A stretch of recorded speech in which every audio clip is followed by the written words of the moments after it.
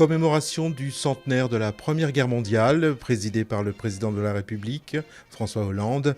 Temps fort de la journée, l'inauguration de l'anneau de la mémoire dans le Pas-de-Calais, le dépôt de gerbes au pied de la statue de Georges Clémenceau, avant la traditionnelle cérémonie du ravivage de la flamme sur la tombe du soldat inconnu.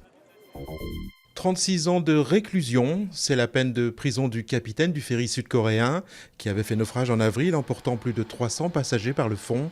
Le capitaine échappe ainsi à la peine de mort, ce qui n'a pas manqué de provoquer la colère de certaines familles de victimes. Il avait quitté le navire précipitamment alors que des centaines de personnes étaient prises au piège. 10 ans après sa mort, la Cisjordanie rend hommage à Yasser Arafat. Des commémorations qui ont été annulées dans la bande de Gaza pour des raisons de sécurité.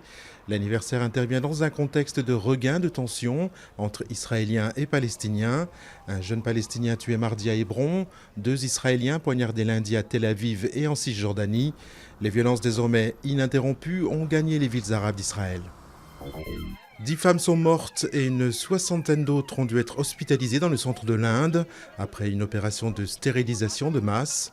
Les autorités soupçonnent notamment le rôle des médicaments administrés après l'opération.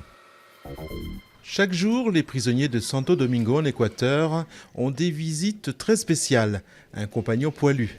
Dans le cadre d'une thérapie canine, les détenus, pour lutter contre le mal-être carcéral, s'occupent durant quelques heures d'un chien. La thérapie semble donner des résultats. Il y aurait moins de bagarres selon un responsable de la prison.